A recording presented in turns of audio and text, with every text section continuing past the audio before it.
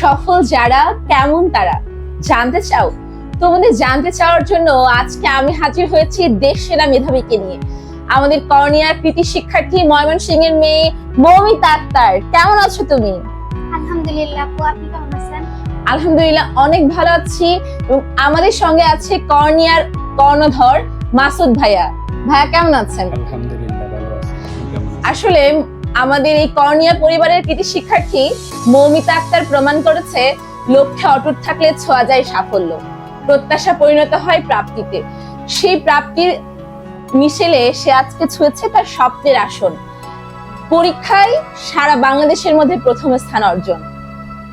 এই অনুভূতির পিছনে তোমার সহায়ক ভূমিকা পালন করেছে কে, যদি একটু বলতে? প্রথমে আমি বলতে চাই আমি আমার রবের কাছে কৃতজ্ঞ।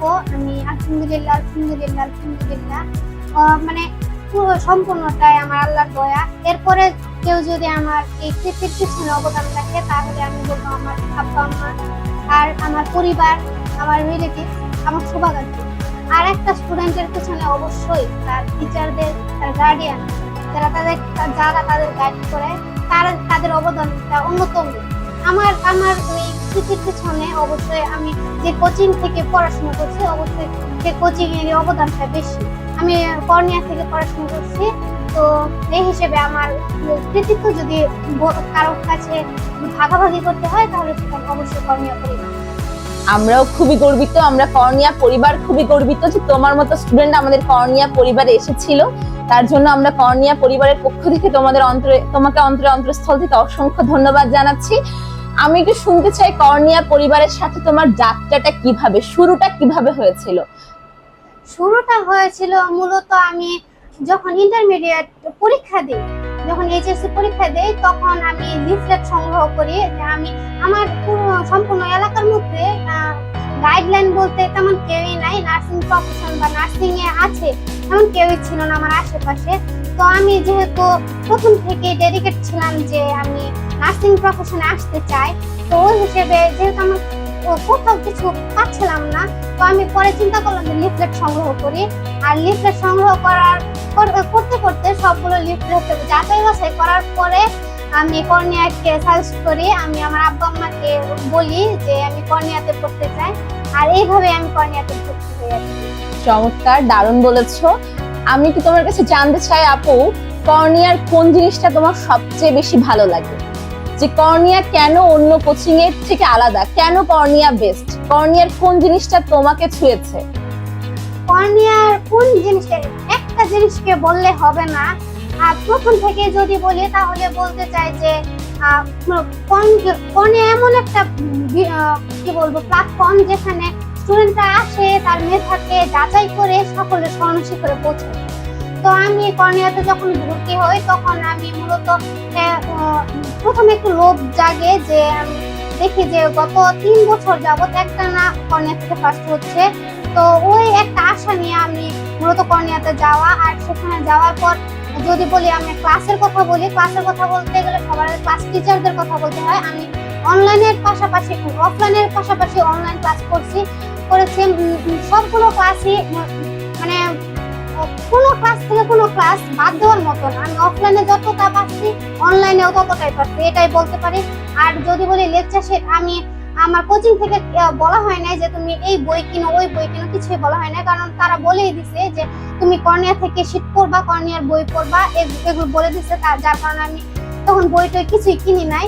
তো প্রথম থেকে আমি ওনাদের লেকচার শিট করে আমি আমার ফান্ডামেন্টাল যে নলেজটা লাগে ওখান থেকেই নিই। আর আমার আমি ক্লাস টিচারদের সবগুলো ক্লাস করি, তাদের সাথে ভালো একটা আন্ডারস্ট্যান্ডিং হয়। আর বাইরে যদি এক্সট্রা কিছু বলতে চাই তাহলে বলবো আমি অনলাইনে ক্লাস করেছি। অনলাইনে সবগুলো ক্লাস হয়েছে আমার মনে নাই, কিন্তু আমি ক্লাস করেছি আর সেখান থেকে অনেক বেনিফিট পেয়েছি। অসংখ্য ধন্যবাদ। আসলে তুমি যেমন পরিশ্রমী একজন মানুষ, স্বপ্নবাজ মানুষ, স্বপ্ন দেখো, স্বপ্নকে আলিঙ্গন করো, আমাদের কর্নিয়া পরিবার তেমনি স্বপ্নবাজ, স্বপ্নকে আলিঙ্গন করে। এবং আমাদের কঠোর পরিশ্রমের মাধ্যমেই আমরা বছরের পর বছর সফলতার সর্বোচ্চ শিখরে আছি। ও যেমনটা বলছিল, প্রতি বছর আমাদের কর্নিয়া পরিবার থেকে সারা বাংলাদেশের মধ্যে প্রথম হচ্ছে। তার এই ধারাবাহিকতায় এবার আমাদের সেই প্রথম আমাদের মৌমিতা সো মৌমিতা, তোমার কাছে একটু জানতে চাই, আসলে তুমি অনেক চ্যালেঞ্জ মোকাবেলা করে এই পর্যন্ত এসেছো। আমি আবারও বলি, ও অনেক চ্যালেঞ্জ মোকাবেলা করে এসেছে, শুধুমাত্র কঠোর পরিশ্রম, অধ্যবসায়, হাজারো নির্ঘুম রাত পার করে আজকের ওর এই অবস্থান। এবং আমরা কর্নিয়া পরিবার ভীষণভাবে আনন্দিত, গর্বিত যে ওর মতো একটা স্টুডেন্ট আমাদের কর্নিয়া পরিবারে এসেছিল। এরা আমাদের আগামীর কর্ণধার, আগামীর বাংলাদেশ। তোমার কাছে জানতে চাই, আগামীর বাংলাদেশ নিয়ে তোমার পরিকল্পনা কি? তুমি ভবিষ্যতে কি করতে চাও? যেহেতু তুমি জাতীয় মেধায় প্রথম, তোমাকে আমি জাতির মাথা বলতেই পারি। সো কর্নিশে তোমার যাত্রা ছিল, আছে এবং থাকবে। সেই সঙ্গে দেশ নিয়ে তোমার পরিকল্পনা কি? ভবিষ্যতে তুমি নিজেকে কোথায় দেখতে চাও? দেশ নিয়ে তোমার ভাবনা কি? সত্যি কথা বলতে, দেশ নিয়ে ভাবনা প্রথমে এটা স্বার্থ কেন্দ্রিক কিছুই না। প্রথমে নিজের ভাবনাটাই ভাবে সবাই। সবাই যেহেতু নিজের ভাবনাটা ভাবে, দেশ নিয়ে আমি বলতে চাই যে যেহেতু আমি নার্সিং প্রফেশনে আসছি, অনেকে ভাবে যে নার্সরা মনে হয় যে ডাক্তারদের অ্যাসিস্ট্যান্ট এমন কিছু, কিন্তু আমি বলতে চাই নার্সরা অবশ্যই আলাদা একটা সত্তা, তাদের একটা আলাদা পার্সোনালিটি আছে, আলাদা একটা এফোর্ট আছে একটা রোগীর পিছনে। তো আমি যেহেতু আমি এটা গর্ব করব না কি শুকরিয়া আদায় করবো আমার রবের প্রতি আমি জানি না, কিন্তু উনি আমাকে এই সাফল্যটা দিয়েছেন যে আমি জাতীয় মেধায় প্রথম হয়েছি। তো দেশের জন্য আমি বলতে চাই যে আমি আমি আমি আমি খুব বড় একটা প্ল্যাটফর্ম কিনা আমি জানি না, কিন্তু আমার দেশকে আমি রিপ্রেজেন্ট করতে চাই সারা বাংলাদেশের কাছে। যেমন আমি আমার জেলা, আমার এলাকা, আমার স্কুল, আমার কলেজ সবাইকে রিপ্রেজেন্ট করেছি। তো আমি আশা রাখবো পুরো বিশ্বের সামনে যাতে আমি আমার দেশকে রিপ্রেজেন্ট করতে পারি, এটাই চাই। অসংখ্য ধন্যবাদ। আসলে একটা কথা পড়েছিলাম সায়েন্টিস্টের কথা, the nurse is the heart of hospital. So তুমি সেই হার্ট হতে যাচ্ছ হসপিটালে। এক্ষেত্রে আসলে যারা এই পেশায় আসতে চায় তাদের জন্য, জুনিয়রদের উদ্দেশ্যে তো তোমার অবশ্যই মতামত থাকবে এবং খুবই আশার বিষয়। নিশ্চয়ই জানো আমাদের মাননীয় প্রধান উপদেষ্টা ডক্টর মোহাম্মদ ইউনূস নার্সিং বিষয়টাকে খুবই পজিটিভলি নিয়েছে এবং আমরা আশা করছি এটা বাংলাদেশের অন্যতম সেরা একটা পেশা হবে। অনেক অপরচুনিটি থাকবে, বিদেশ যাওয়ার, নিজের অনেক সুন্দর ক্যারিয়ার করার। তো তুমি আসলে মাননীয় প্রধান উপদেষ্টার বক্তব্যটা নিশ্চয়ই জানো, নার্সিং নিয়ে তার ভাবনা জানো, চমৎকার ভাবনা। তো আমি একটু জানতে চাই তুমি জুনিয়রদের কি বলবা এবং তোমার এই জাতীয় মেধায় প্রথম হওয়ার পিছনে তোমার পড়াশোনার স্ট্র্যাটেজি কেমন ছিল? তুমি কত ঘন্টা পড়তে এবং কর্নিয়ার ক্লাসগুলো কখন করতে, কিভাবে পরীক্ষা দিতে, সব জার্নিটা একটু যদি বলতে আমাদের। সত্যি কথা বলতে আমি পড়াশোনা বলতে কি বলবো, যে সবাই ভাবে যে যারা মেধাবী হয়, যারা ভালো একটা পজিশনে যায়, তারা মনে হয় 18-19 ঘন্টা পড়ে। কিন্তু আমি সবাই যদি একরকম হয় তাহলে আর মানুষ এত হইতো না, তাহলে তো আর আলাদা সত্তা হইতো না। আমি সত্যি কথা বলতে আমি আমার এই জীবনে এই পর্যন্ত কখনো ঘন্টা ধরে পড়তেই পারি, এটাই সত্য, এটাই বাস্তবতা। আমি কখনো ঘন্টা ধরে পড়িনি, আমার যতক্ষণ লাগছে ততক্ষণ পড়ছি। তো মনে হয়েছে পড়া শেষ, এখন খাবার দেওয়া উচিত, এখন আমি উঠে পড়ছি। আর একটা বিষয় কি, অনেকেই বলে যে আমি 18 ঘন্টা পড়ছি, 19 ঘন্টা পড়ছি। আমি ব্যক্তিগতভাবে বলতে চাই যে আমি এই ধরনের কোনো সত্তা পোষণ করি না, এই ধরনের কোনো সত্তা মানে আমি আমার আম্মা অনেক বলতো যে সবাই দেখি এত ঘন্টা পরে, তুই কেন করিস না? তো আমি আমার আম্মার বুঝাইতেই পারি না যে এটা কোনো বিষয় না। আমি আমার যদি পড়াটাকে শেষ করতে পারি তাহলে কত ঘন্টা হইলো এটা বড় বিষয় না। আর আমি আমার জুনিয়রদের বলতে চাই যে যারা আমার মতো মানে মিডিয়াম কোয়ালিটির আছো, মানে আমি খুব ভালো স্টুডেন্ট এমন কিছুই না, যারা আমার মতো মিডিয়াম কোয়ালিটির আছো তাদেরকে আমি বলতে চাই যে তাদেরকে আমি সবাইকেই বলতে চাই যারা ইন্টারমিডিয়েট পর্যন্ত আসছো, পরবর্তীতে কি করবা এই বিষয় নিয়ে চিন্তা ভাবনা করছো, তাহলে আমি নার্সিংটাকে কেন সাজেস্ট করবো? আমি কিন্তু কোনো ধরনের কারো জোর জবরদস্তিমূলক এই ধরনের কোনো কিছু যেমন নার্সিং আসেনি। আমার আব্বা আম্মা কেউ আমাকে কখনো জোর করেনি, মূলত এটা আমার ইচ্ছা ছিল কেন এটাকে আমি একটা হালাল প্রফেশন মনে করছি। মুসলিম হিসেবে আমি একটা হালাল প্রফেশন মনে করছি। আর সত্যি কথা বলতে একটা মেয়ের জন্য আমি মনে করি, ছেলে তো আছেই, মেয়ের জন্য নার্সিং প্রফেশনটা একটা সেফলি একটা জব, যেখানে নিজেকে ভালো একটা পজিশনে দেখার একটা আশা রাখা যায়। আমি আবার আমার ছোট ভাই বোনদের বলতে চাই যে তোমরা পড়াশোনা করবা, কেমন পড়াশোনা করবা। যেহেতু আপু বলছে কেমন পড়াশোনা, আমি কেমন পড়াশোনা করছি, আমিও শুধু বলতে চাই যে তোমরা যারা আমার জুনিয়র আছো তারা শুধু নিজে পড়াটা করো, মানে এমন কিছু না তোমাকে এসএসসি থেকে ইন্টার থেকে তোমাকে ভার্সিটির পড়া, অ্যাডমিশনের পড়া করতে হবে। কারণ পুরো পড়াটাই কিন্তু তোমার অ্যাডমিশনে কাজে লাগে হলো গিয়া এসএসসি আর ইন্টারমিডিয়েট। তুমি যত বাহিরের পড়াবো না অ্যাডমিশনে গিয়ে সেগুলো করতেই হবে। তো তার থেকে অ্যাডমিশনের যেগুলো তোমার নিচের কাছে আছে ওগুলো তুমি কেন পড়ে শেষ করে রাখবা না? আমার এটা অনেক বেশি মানে এফেক্টিভ হয়েছিল যে আমি এসএসসি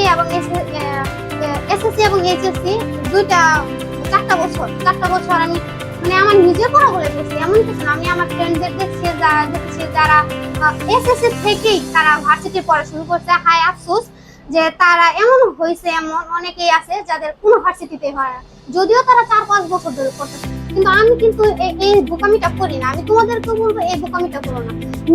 নিজের পড়াটাকে গোছাও।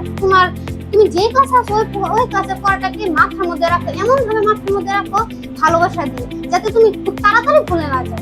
পরবর্তীতে যখন এক নজর দেখবা তখনই যাতে তোমার মনে করে না এটা তো আমি পড়েছিলাম। যেমন আমি আরেকটা জিনিস শেয়ার করতে চাই। আমি এসএসসি তে সায়েন্স ছিলাম, তো ওই সময় আমি চাপের একটা অধ্যায় ছিল আমার নার্সিং পরীক্ষার মধ্যে আমার প্রশ্নটা কমেন্ট করে, কিন্তু আমি ওই যে ক্লাসের মধ্যে মনোযোগ ছিলাম। আমার পরে মনে হচ্ছে না এই প্রশ্নটা যে একটা বিকৃতি প্রশ্ন আসছে, যারা প্রশ্ন দেখছে তারা বলতে পারবে ওই প্রশ্নটা আমার কমেন্ট করে না। কিন্তু আমার মনে হয়েছে না আমি স্যারের কাছে এটা পড়ছিলাম, যার কারণে আমার ওই এমসিকিউটা হয়েছে। তাই আমি বলতে চাই, যাই তোমরা করো তাই নিজের মাথার মধ্যে ভালোবাসার সাহায্য করো। কোনো কিছু জোর করে করার কিছু নাই।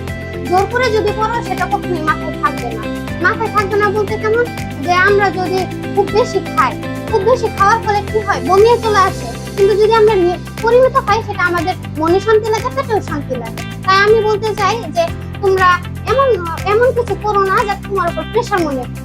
আর যদি নার্সিং প্রফেশনে আসতে চাও, আমি নার্সিং আসার জন্য বলবো যে এটা খুবই একটা ভালো একটা জায়গা দেখে আমি একটা পার্সোনালি কারো পরামর্শ ছাড়াই আসছি। তো আমি তোমাদের বড় বোন, তো যেহেতু আমি বলতেছি অবশ্যই মানে আমি একটা দায়ভার নিচ্ছি কিনা জানি না, কিন্তু আমি বিচার বিবেচনা করে আসছি। তোমরা অবশ্যই যখন ইন্টারমিডিয়েট পাস করে ফেলবা না, পরীক্ষার পরবর্তীতে এটা একটা মানে চিন্তা আসা করে কি করবো, ভার্সিটি অ্যাডমিশন করবো না নার্সিং করবো।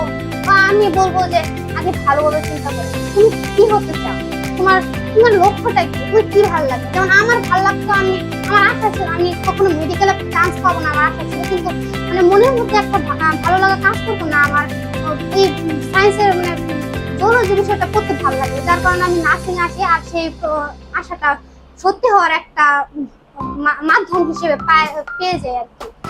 তো এটাই বলার আমার জুনিয়রদের, যে তোমরা সবাই চিন্তা ভাবনা করে নিবা, একটু চিন্তা ভাবনা করে নিবা। আর চিন্তা ভাবনা করার মধ্যেও কথা আছে যে সবাই একটু আল্লাহর কাছে দোয়া করবা যে তোমাকে যাতে আল্লাহ ভালো পথ দেখায়। যেমন আমি আমার রবের কাছে সন্তুষ্ট যে আমি ওনার কাছে অনেক কিছু চাইছি, উনি দিছে না, কিন্তু যা দিছে আলহামদুলিল্লাহ আমি অনেক শুকরিয়া আদায় করি।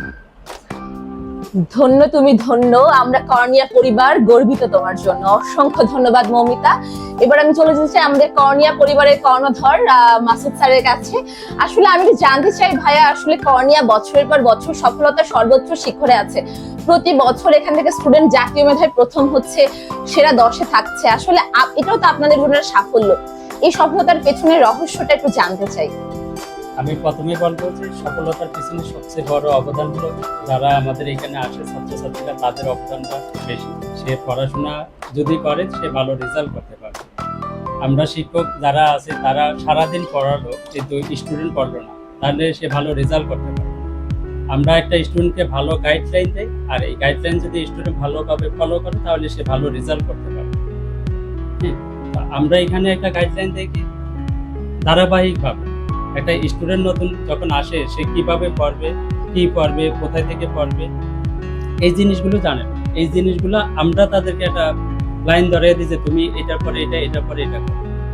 এইগুলো যখন স্টুডেন্ট আমাদের গাইডলাইন ফলো করে তখন তারা ভালো রেজাল্ট করে, এবং সেই রেজাল্টটা আমাদের কাজে আসে যে কর্নিয়া থেকে প্রতি বছর স্টুডেন্ট ভালো রেজাল্ট করছে, ভালো কিছু করছে। এই ভালো রেজাল্টের পিছনে আমাদের শিক্ষকদেরও অনেক অবদান আছে। তারা অনেক নির্ঘুম রাত্রে বসে বসে বই লিখে প্রশ্ন সাজায়, কোথায় থেকে প্রশ্ন আসবে, কিভাবে প্রশ্ন করলে স্টুডেন্টরা সহজে অ্যান্সার করতে পারবে, কোথায় থেকে পরীক্ষা কমন করবে, এই জিনিসগুলো টিচারদের অবদান থাকে। আমাদের এখানে যারা টিচার আছেন সবাই সবার অবস্থান থেকে সবাই ভালো কিছু দেওয়ার চেষ্টা করে।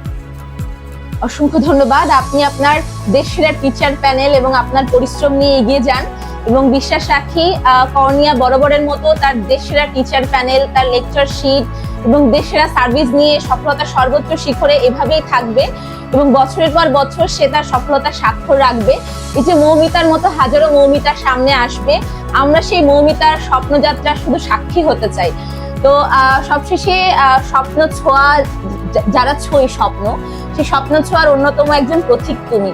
তোমার যারা অনুজ আছে, অনুজদের উদ্দেশ্যে কি বলতে চাও কর্নিয়া নিয়ে? তাদের কাছে কি বার্তা তুমি পাঠাতে চাও তোমার অনুজদের কাছে? আমি আমার ছোট ভাই বোনদের কাছে এটাই বলতে চাই, পড়াশোনাটা নিজের কাছে। তোমাকে গাইড করবে তোমার টিচার, তোমার কোচিং। পড়াশোনা যদি আমি কর্নিয়া থেকে পড়াশোনা করছি, যদি স্যার যেটা বললেন যে যদি আমি পড়াশোনা না করতাম তাহলে ওনারা যত চেষ্টাই করুক কোনো কিছুতেই কিছু লাভ হতো না। তো ওনারা শুধু গাইড করবে, পড়াশোনাটা নিজের কাছে। আমি বলতে চাই যে একটা প্রপার গাইডলাইন লাগে, একটা ভালো একটা পজিশনে যাওয়ার জন্য, সাফল্যতা অর্জন করার জন্য একটা প্রপার গাইডলাইন লাগে। আর সেই গাইডলাইনটা আমি কর্নিয়া থেকে পেয়েছি। তো আর পড়াশোনাটা নিজের কাছে কেমন, যে যদি তোমার মধ্যে একটু দায়িত্ববোধ থাকে, যদি তুমি চিন্তা করো না যে আমাকে কিছু একটা করতে হবে, কারোর জন্য করতে হবে, সেটা হতে পারে তোমার ফ্যামিলি, হতে পারে তোমার অভিভাবক। তো এটাই আমি বলতে চাই যে আমি ছোট ভাই বোনদের যে তোমরা সবাই আগে নিজেকে গোছাও আর একটা প্রপার গাইডলাইন গ্রহণ করো, তাহলেই হয়ে যাবে। অসংখ্য ধন্যবাদ মৌমিতা তোমার মূল্যবান মতামতের জন্য। আমাদের ময়মনসিংহের মৌমিতা কিন্তু হাজারো চ্যালেঞ্জ মোকাবেলা করে আজকের এই অবস্থানে এসেছে। সে ছোট্ট পরিবারের থেকেও দেখিয়েছে কিভাবে সফল হওয়া যায়। তো তোমরা যারা সফল হতে চাও, তোমাদের জন্য অন্যতম দৃষ্টান্ত হয়ে থাকবে আমাদের মৌমিতা। তো তোমরা যারা স্বপ্নকে আলিঙ্গন করো, স্বপ্নকে ছুঁতে চাও আর তোমার স্বপ্ন ছোঁয়ার সেই গল্পকে বাস্তবায়ন করতে চাও, তোমাদের জন্য আমরা কর্নিয়া পরিবার অপেক্ষায় আছি। তোমরা এসো আমাদের পরিবারে, আমরা তোমার অপেক্ষায়। তো তোমরা এসো, ইনশাআল্লাহ তোমার স্বপ্ন ছোঁয়ার সেই গল্পে অবশ্যই কর্নিয়াকে সঙ্গী করো এবং দিন শেষে মৌমিতার মতো তুমিও তোমার স্বপ্ন পূরণের গল্প শেয়ার করবে আমাদের সঙ্গে। দিন শেষে শুনবো তোমার স্বপ্ন পূরণের গল্প। আর মৌমিতা যে চ্যালেঞ্জ মোকাবেলা করে এসেছে সেটা শুনে তোমরা অনেক অনুপ্রাণিত হবে। শুনবেন মৌমিতার নিজের মুখ থেকে। মৌমিতা, একটু বলো কি কি চ্যালেঞ্জ মোকাবেলা করে তুমি এসেছো? সত্যি কথা বলতে আমি যে খুব বড় কোনো রিচ ফ্যামিলি থেকে বিলং করি এমন কিছুই না।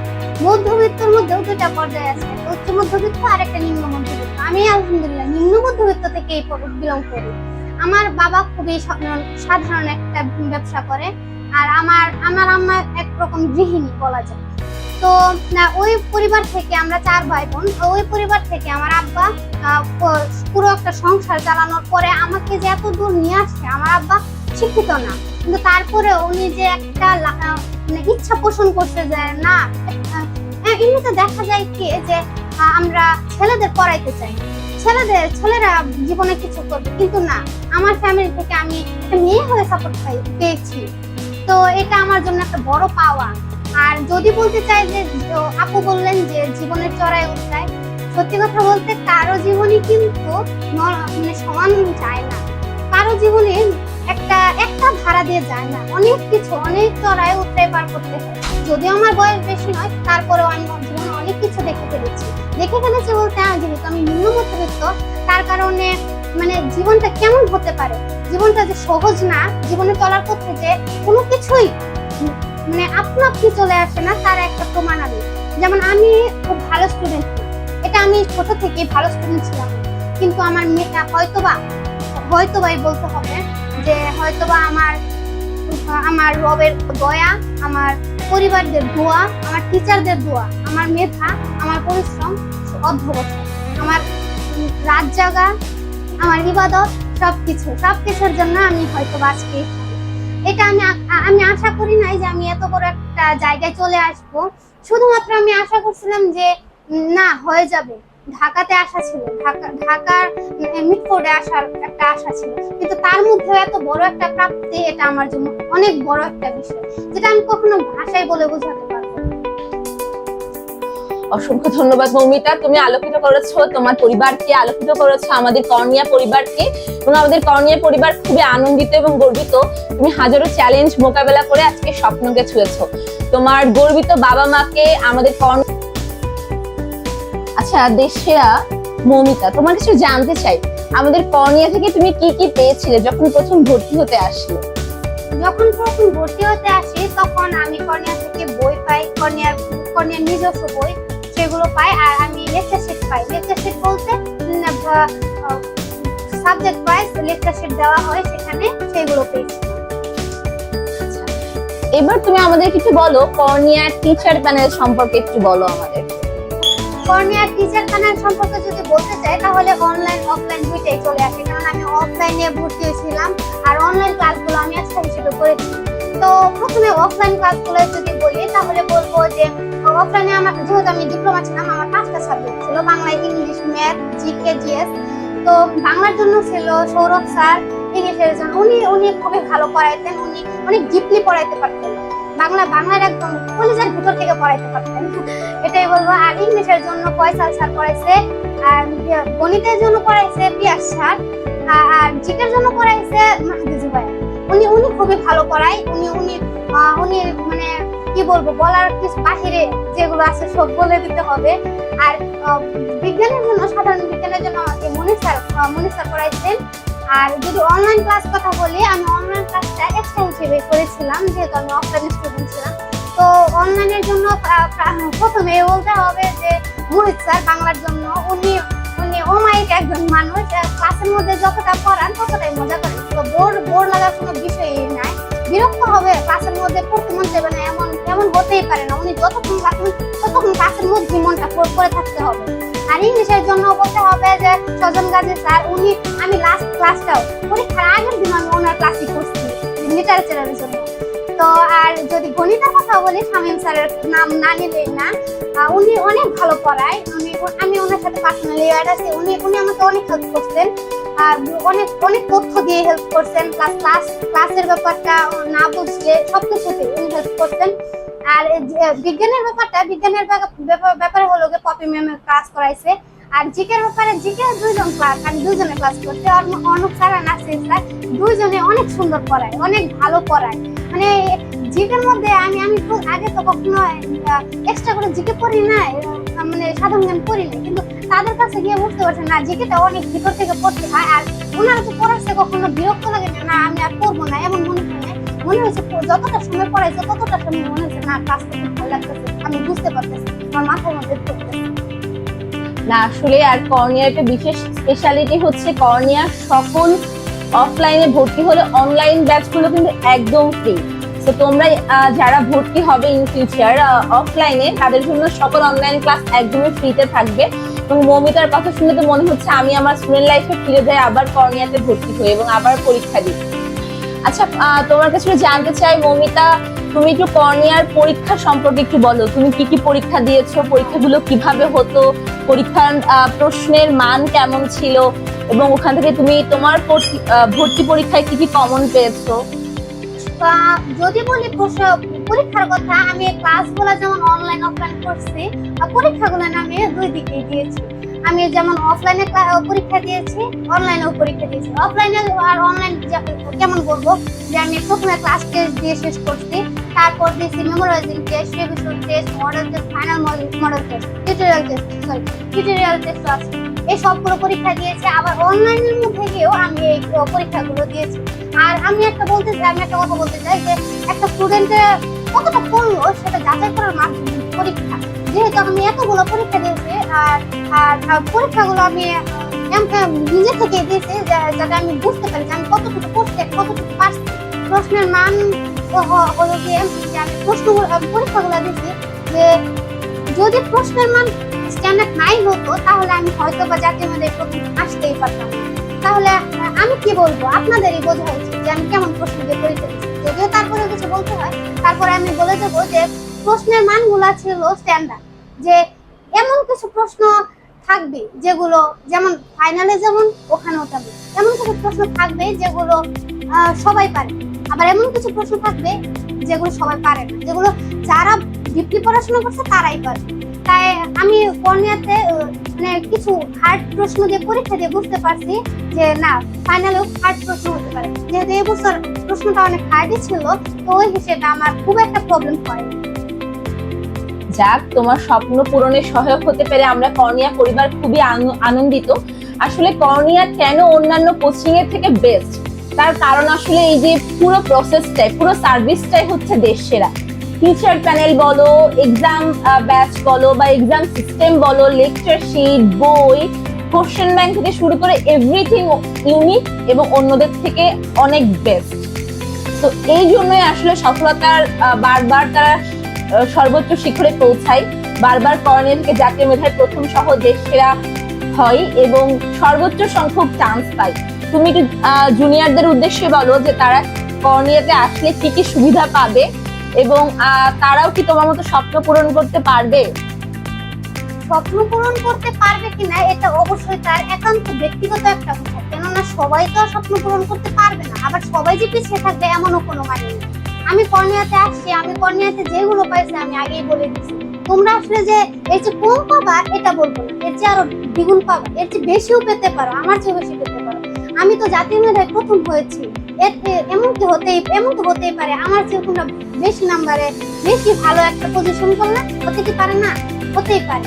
আর আমার জুনিয়রদেরকে আমি বলবো যে কর্নিয়াতে কেন আসবো, আমি তো বলেই দিচ্ছি যে আমি কি কি পাইছি, তো তোমরা কেন পাবা না? তোমরাও পাবা।